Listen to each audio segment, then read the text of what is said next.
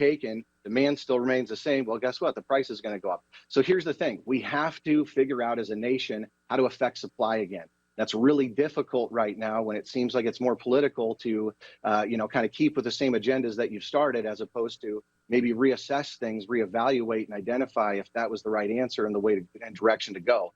And so, when political science affects my science, economics, we need to be able to have an opinion about these type of things. And so one thing I'll just note to the American people that would be watching this is that one of the best things that you can figure out today is how to budget or create a spending plan. That's a new discipline that can really go well with you in the future, because if your outgo exceeds your income, your upkeep is going to be your downfall. And obviously we're seeing credit cards rise right now at rates that that we've not seen in a long time. And I think it's just because we haven't really been prepared by this administration or Powell for the moment in time that we're in. So last point on this is that if you have 8.3% inflation, and by the way, this is our second year of above average inflation.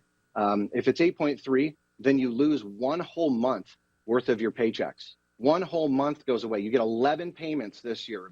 That's what your buying power is. This is our second year like this. And so 10 months is essentially what we have right now, unless you then got some increases from your employer that were meaningful.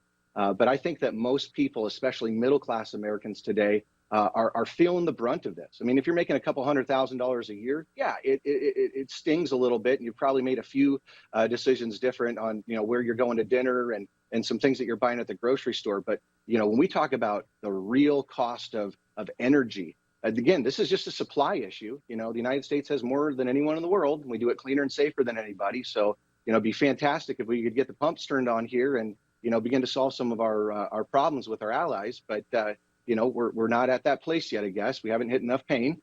If we've got supplies in the housing sector right now, this is a big deal, because the next thing to get hurt here is these builders.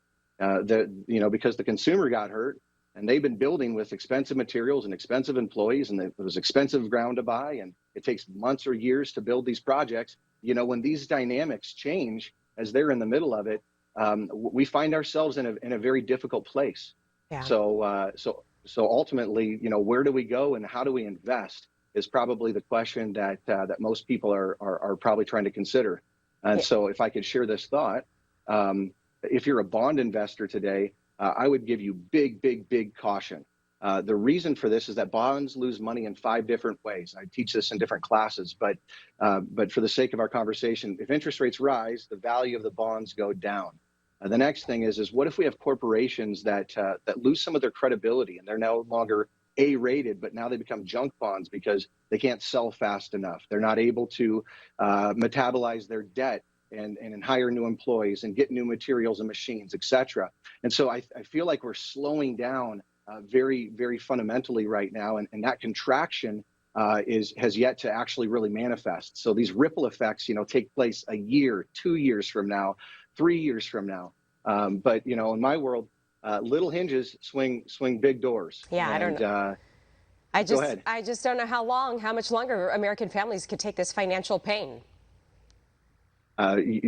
Great question. I'd say the same thing of Britain and the UK, who have at least double the personal inflation that we have here in the United States. So, how can people do it? So there's 2 ways to invest. You either invest to be conservative and you want to avoid a downturn, so you're just going to get loaded up in bonds. Again, big caution on that.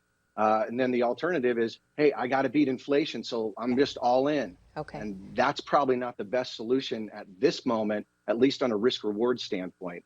But one alternative to bonds that people might want to consider today, and this could be a surprise to many people, but in my opinion, there's never been a better time to own a fixed indexed annuity, a growth-oriented fixed index annuity that has the ability to give you 0 downside, some of the upside and participation. All right, David, we're going to have to leave it there, but I appreciate your insight as always. David Trzaski, CEO of Sound Planning Group. Thank you. Pleasure. Still to come, Nissan